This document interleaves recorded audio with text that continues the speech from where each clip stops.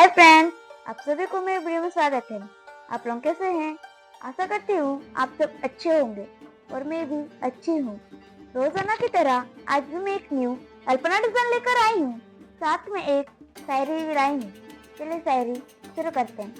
पौधों को पेड़ बनते देखा है, बारिश धूप सहते देखा है। पौधों को पेड़ बनते देखा है, बारिश धूप सहते देखा है। घर में सुख शांति आते देखा है, जब घर में सुंदर अल्पना बनाते देखा है। बातों बातों में सब कह दिया, कभी शायरी तो कभी अल्पना बना लिया। सबको शुक्रिया जिसने जबार्ट को सब्सक्राइब कर लिया। आप लोग वीडियो में बने रहे। वीडियो अच्छे लगे तो लाइक, कमेंट, शेयर और सब्सक्राइब जरूर कीजिएगा। Thank you.